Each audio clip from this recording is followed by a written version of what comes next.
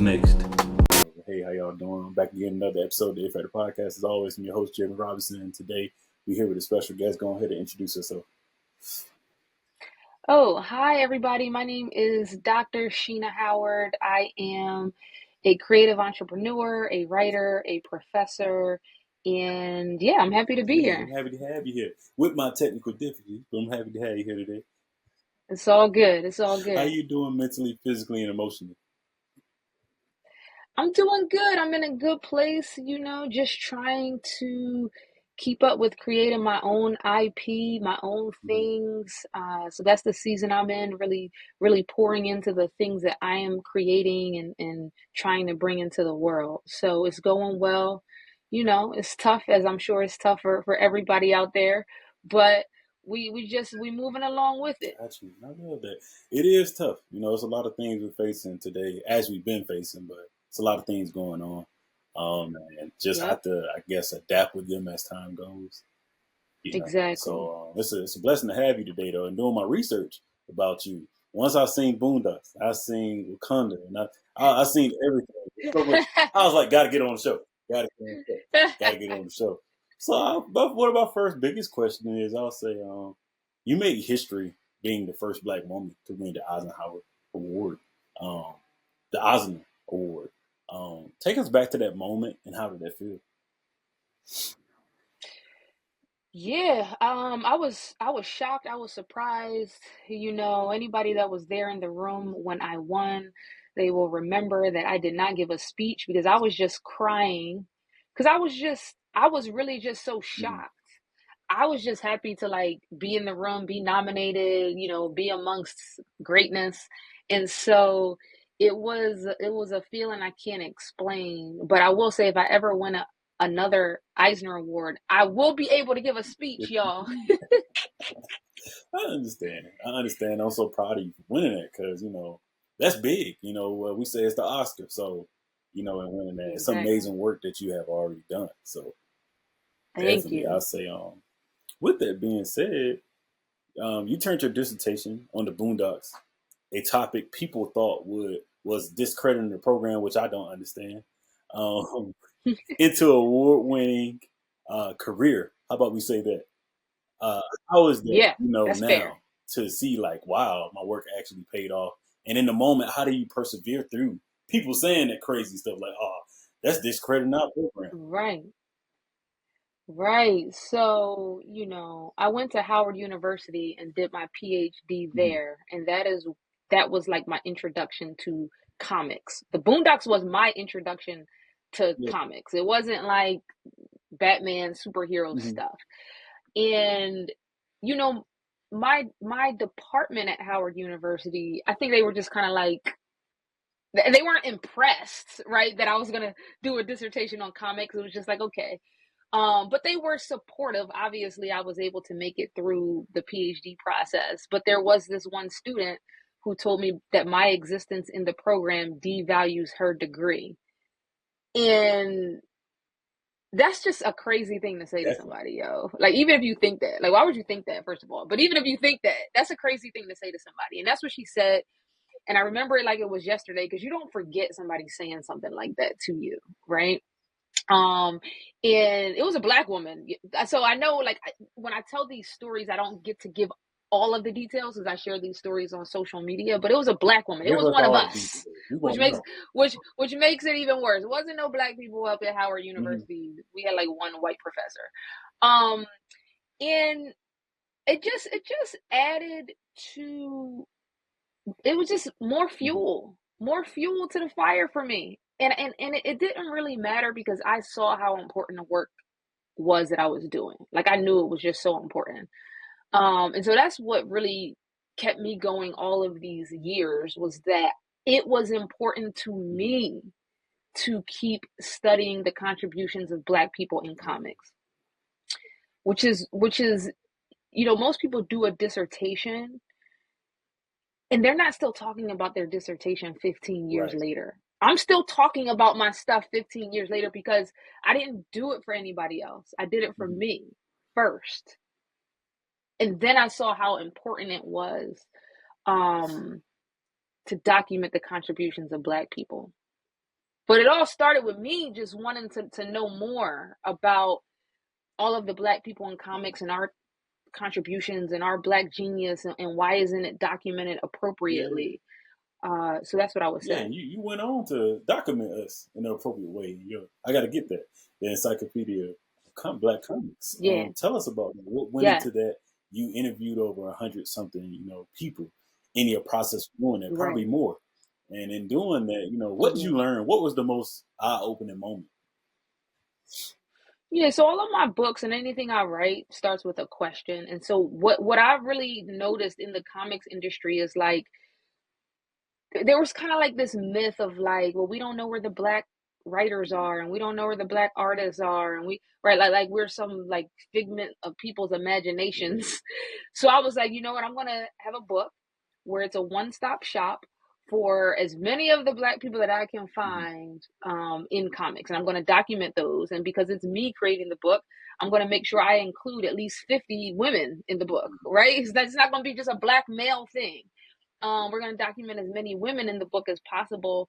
That was a super huge undertaking. That was doing an encyclopedia is no small feat, y'all. And so again, that book was just me trying to answer the question, um, who are the Black people in comics, and how can I create a space where we can have one place to go, so there's no more excuses in terms of where are all the Black people in comics. They're in the Encyclopedia of Black Comics. And more, of course. This is like there should be multiple It volumes should of be the everywhere. Encyclopedia of Black Comics. Obviously, there's people that didn't make it. There's more, right? The new people enter into the field. You're right about that. You're definitely right about that. You made me think about it because I was like, I got to get it because I got a lot of comics and Black comics, and then seeing Black Panther, being an adult, seeing Miles Morales, seeing different Black characters in Marvel and also DC, but just seeing it like, okay, it's like, but where everybody else at? So that lead me to my question here that I was thinking about. I just watched Ironheart, which was great. How do you feel about Black centered, stories like Ironheart being ostracized before they even debut? It's such a complex Yeah, thing, but because there's just so many things involved. Obviously, it's just like it's so much. It's like they keep trying to push this myth that Black stories don't sell, Black superheroes don't sell. We already put that myth to yes. rest with numerous, Luke Cage, Black Panther, right? And it persists because of like racism, and certain people trying to hold on to power in their stories and who gets to tell the stories. But at the same time, we have so much Black content out there. We have so much to choose from right now. We do have Black people telling Black stories about Black Mm-hmm. people, right? We have so many Black stories in comics, especially if we don't just focus on Marvel and True. DC and these major publishers, right? Um, and at the same time, it's like, it's still the gatekeeping when we're talking about the mainstream level, but then we also still have options, more options than ever Right. before. And I don't want people to lose sight of that. Like, go create, go put your stuff out there. You make your own thing poppin'. You create the media frenzy for your own thing. That's my take Mm-hmm. on it. When I create something, best believe I'm gonna create my own media Same. frenzy. I'm going to use all the tools available to us to make this as mainstream as I possibly can in my little small Mm-hmm. part of the world. And I'm not gonna let anybody discourage me or dissuade me or tell me I can't or tell me I shouldn't. I'm just gonna do it with or without whoever the gatekeepers are supposed to be. I do the same thing with the podcast. A lot of people ask, "Hey, why you do this?" I'm like, I've been doing this since 2019. It's been successful. I'm good with it. He's like, "Dang, but you ain't did this yet." I'm like, it don't have to happen like that. I'm fine. So. That's true. A lot of people will have a lot of opinions about what you're doing, and they're not in the trenches They ain't doing even it, doing it. And they ask, "How you which did is this?" which can be real annoying. What? Right. You're right. So I say, "What's your? Yeah, I know how the family members be. Why you podcast? Why you not on Oprah? Why you not? Why you ain't sit down with son? So Uh, yeah, you need to. I know. They think why haven't you interviewed Ryan Yeah, Coogler? you Like you like could just call him up or how do I supposed to? Help me do it. That's I why I know. say every time, yeah, help me I do it. know. If you can help me do it, we'll do it. You know. Trust me. I know. I know. I say, oh, what's your it factor? Why do you do what you do? What's my it factor? I I'm just highly Mm-hmm. motivated to reach my goals, and I want to create things that I want, things that younger me wanted. I want to be an inspiration for people that come from where I come from, who think that, you know, they think that it's like their reality limits their imagination, and I want to be a representation or a symbol that you shouldn't let your reality limit your imagination. It doesn't matter if, you don't have all the resources right now. Hopefully I can show that, um, start with whatever you have. You wanna make a film and all you have is an Android or an iPhone, just make the film with that.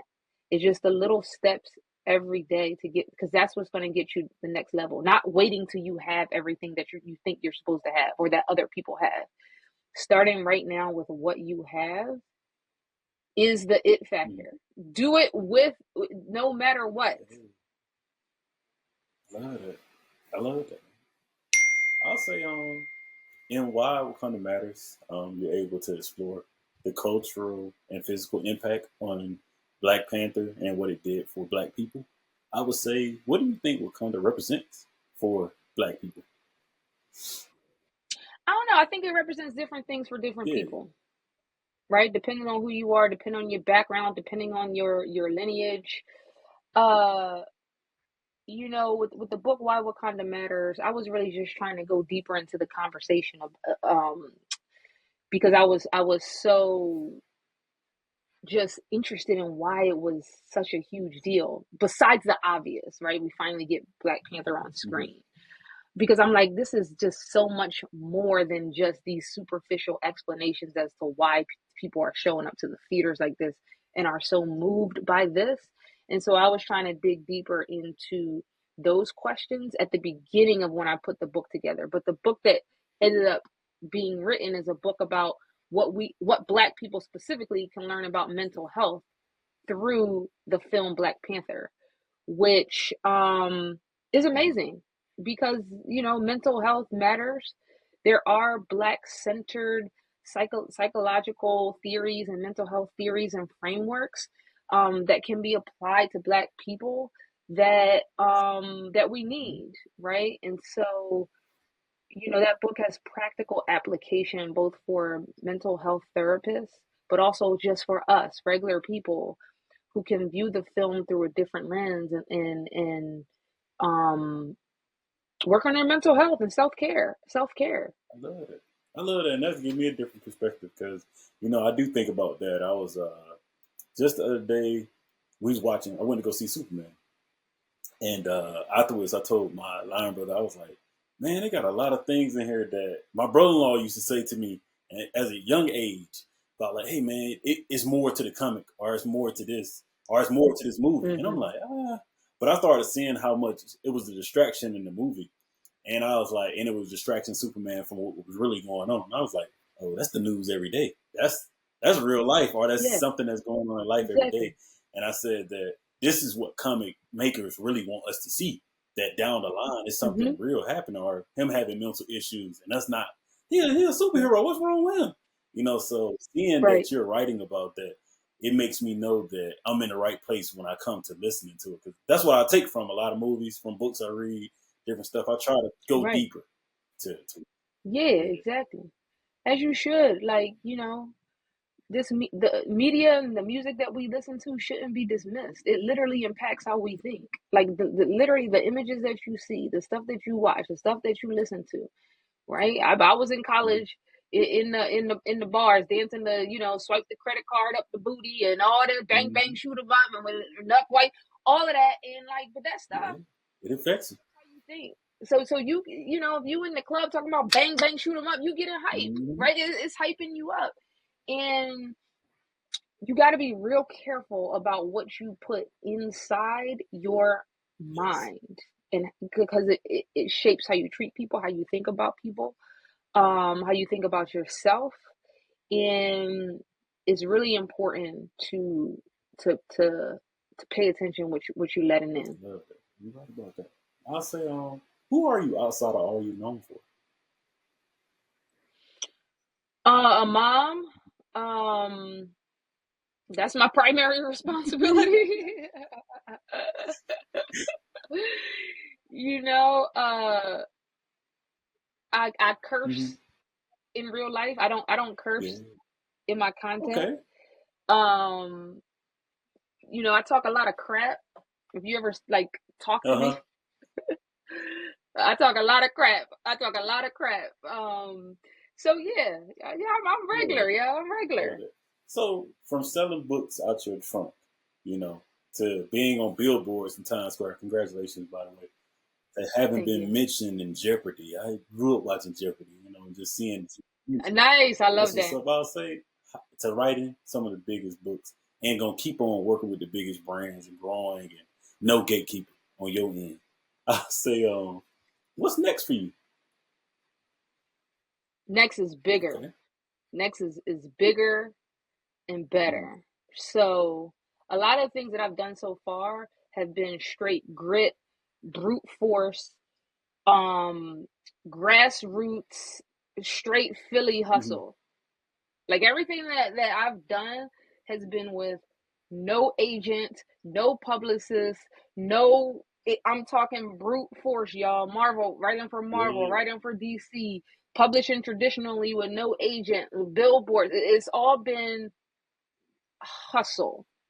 Okay, so that's the first 10 years. But the next 10 years are not going to be like that for me. So the next 10 years are going to be a lot of industry stuff. A lot of I'm at these conferences where it's 99% white people and it's having the agents, it's the industry stuff now, and it's just really taking it to the next level because um I got to do it bigger. I got to do it bigger. I love that. I love that. That leads into my next question. So when we gonna get that TV series from you? That's like a Boondock. That's like I any of these mean, comics. When we gonna get that? it's listen, I'm in this season, so it's Can't happening. wait. It's happening. Can't wait for that. It's I happening. can't wait for that. And I say, since you wrote your dissertation on Boondocks and you watched it, you said it was your introduction into comics. I would say, what some of your favorite episodes, or what was one of your favorite episodes? So I am a fan of the Boondocks comic Yes, strip. So a lot of people know the show, yes, right? It's like when you watch a movie and then but the movie was a book first. What do people always say? yes. The book was much better. Yeah, They always say that. yeah. Anybody that read the book first know the book was Mhm. better and know that the movie changed some things. So I did my dissertation on the Boondocks comic because that's where it all Mhm. started. And for me, I think that Aaron Magruder was closer to the comic because he touched all the panels. He drew them. He wrote them. That's his original baby. That we don't get the show without the comic strip, Mhm. right? So we know the last season Aaron Magruder was like kicked off of his show, right? It's lot right. So for me, um, it's all about the comic strip. Okay. I'm just now going back. Obviously I know the most popular True. episodes, like the Martin Luther King episodes, the R. Kelly, the one that Tyler Perry tried to get canceled, Yeah. all the most popular ones. So I'm just now going back and really watching the show, which is good because I'm Hmm. older. When the show came, when the show first came out, it was a bit much for me because it was too much of a departure from the original source material. It was a lot of homophobia. It was a lot more sexism. It was like everything the comic didn't say, but on Yeah. steroids. And I couldn't handle. Like I was like, yo, like no, like it's just too much noise for me. But I can separate things a lot more in my head Hmm. now with that stuff. Um, so to answer that, my favorite Boondocks comic panel is one that I've shared a lot on social media. Is this it's like Huey and Riley are outside at the bus Hmm. stop, and there's a white boy at the bus stop, and it's negative 11 degrees outside. Huey and Riley are miserable and freezing, and the white boy is like, "Are you guys cold?" Now this is so. here's the genius about this. It's only one panel, Mm-hmm. y'all. But it says so much in one panel, in like 5 words. Like, it's just genius. And I realized that when I did my study on the Boondocks, when people see that panel, a lot of people are laughing at different Mm-hmm. things. Some people don't get the joke. Some people get a completely different joke, depending on where you live and where you're from and your race and your background. Some people don't know why it's funny at all, right? So that's one of my favorite panels. But I got a lot of Boondocks panels that like are up there as my I know favorite. that. I know that. I say, when it's all said and done, what would you like to be remembered for?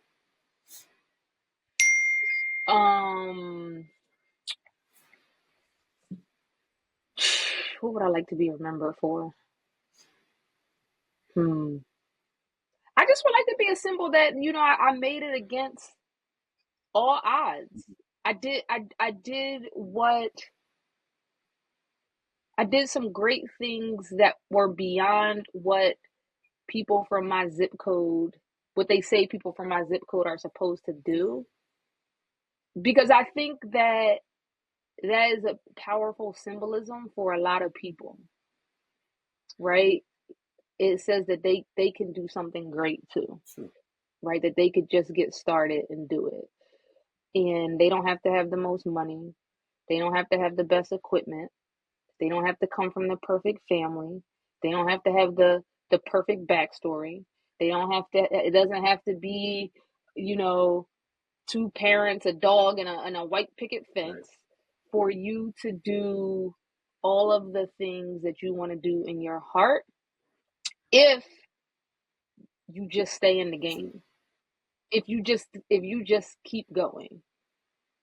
So that's what I would say I would want to be remembered for. Love that. Love that. And definitely in my research and getting everything together for the show, I was one of my biggest things was that she's doing some amazing things, and it's cool that you have been on platforms. But I was like, hey, when she come on the platform, man, I got to give her flowers because the things you're doing, it inspires me, make me want to do more, and that's what matters, And I'm thankful that you do Exactly. that because I was looking, I was like, Thank man, you. I ain't not. I see you, I've been Doc. out I here. see, I see that. I've been Yes, out here. indeed. I've been out And here. I'll say this: your work spans scholarship, filmmaking, and comics, and much more. How do you navigate the different spaces, like keeping social and representation at the center for, I guess, our Black people? Um, I see every opportunity to write on a big platform as an opportunity to do something that hasn't been done before, whether it's because people were too scared to do it before, or it was too edgy, or even, I try to I don't consume a lot of stuff. Yeah, I don't go to the movies. I don't watch a lot of movies. I read for necessity, not I don't just read as like a fun right. thing to do. And so I don't listen to a lot of music, and I think that's important to understand about me because when I sit down to create, I'm not creating with in a Mhm. box. So when Marvel comes to me to write a comic, I'm not defined by so much of what came before, thinking I have to stay in the box of what happened before. I'm just like outside the box, right? And that might be weird to some people. Like I haven't seen Sinners, I haven't seen Ironheart. Like I don't, I create. Right. I am the Hmm. creator, right? And also I'm busy. Like I'm busy creating and raising a child. Um, so I think that works to my benefit Yeah. because I'm just not. Sometimes when you're steeped in a medium that you love, like comics, you start to just think that there's just a box of what people have done Hmm. before. I hope I'm making sense. It's very hard to explain this. You making sense Um, to me. You making sense. yeah, and that's where a lot of my, I think, I don't know, a lot of my ideas are just a little bit Hmm. different. they're just a little bit different, and I think that's why they do well, because they're just a little bit different. It's like this is familiar, but it's a little bit different, right? And so it's interesting to people, right? Yeah. It's intriguing too. I mean, even with me, I would say podcast wise, a lot of my friends when we do media stuff or we shoot something, they're like, man, you be thinking outside the box. I'm like, my mom always taught me to do that. Not stay in one box and yes, I do see stuff, consume a lot of stuff, but you are right. As you consume, especially watching other people podcasts, people always say, what makes you different? I say, I shoot the content and interview people I want to interview. Now, if you bring me somebody, that's cool. We can figure it out. But like we said, Ryan Coogler earlier, we'd love to interview him. In time, though. Not right now. In time. I'm just that type of person. So yeah. So I agree with you. Right. So I say, do you have any questions for me? How's podcasting going? I know podcasting is a slog. It is so hard. I don't think people understand how hard it is to stay in the game with a podcast. Yeah, so like, it is. Go it's ahead. a journey. But I'll say, I have my niches. I don't just have one. I love talking to multiple people, so that keeps me busy. I don't think of just, let me go after famous people. Let me go after this. I go after everybody. Need to be their profession. And I like to research people. With me being an engineer, I know how to deep research. I can say that with me getting a degree in it. So one thing I'll do, like I'll look at you, and I say the next time I interview you, I've been read your books and I know a little bit more. That's the thing I'm willing to do. Get into that journalism role, even though I haven't studied that, haven't went to school for it, and that also keep me relevant. I would say when it comes to athletes, I played sports. So like that's simple. Like that's cool, but I try to go above it. Let me go talk to an author. I'm an author. Let me go learn more about her. Because if I get to know more about you and I get to see that, it's more other people that I reach out to that let people know that it's not only one voice. And I say on so many podcasts, they show one voice of people. Like it's just, this the athlete or this person famous or this. The reason why I never wanted to be that. And when people ask me, hey man, would you ever want to do this? I'm like, nah, because they're going to put me in a box. They're going to tell me I got to interview this person. I got to interview. I'm not trying to do that. So definitely, that's what keep me going with the podcast. For what 5-6 years now. So it's been going good. That's a long time. Good. Good. Congratulations. Good for you, because I know it's not easy. Yes, indeed. But yeah, thank you so much for the day. That's pretty much all I have. Thank you. We'll definitely have to do this again, though. Definitely. Yeah, for sure. Thank you for having me on. Thank you for reaching out. Thank you for making it easy for me to schedule. A lot of people email me about podcasts every day. It'd be like 10 podcast requests every day. And 99% of the time, the reason why I say no is because they don't just email me and send me a link to book. It'd be like, would you be interested? No, or would love to have you. Just ask me and send me the link, and I'll look at the calendar. But you'd be surprised. I'm sure you probably had to learn this over your 6 years. That I keep getting better results when I just send the link. I wrote a book about it because I said about network. Well, they need to get your book. They need to get your book. I'm gonna shoot it to you. I'm telling you. They need to get your book because when people ask, they say, "Hey man, how you interview this? How you did this?" I will contact people and I'll follow up with people. But the biggest thing you got to do, because I like to do it, send the calendar to people. Don't just think on the first email, y'all. Hi, I love your stuff. Say something a little nice about them. If you would like to come on, here's my calendar. And then make sure your calendar has availability. Because the people you want to interview are busy. Because a few people have sent their link and I click on it and it'd be like only 8 p.m. on Tuesdays. Dang, I'm a whole single mom. So, anybody watching this that got a podcast, you'll get more people on if you email and send the link. You're right about that. But thank you so much for that. Yeah, thank you so much. Thank you so much. Keep being great. I'll talk to you soon.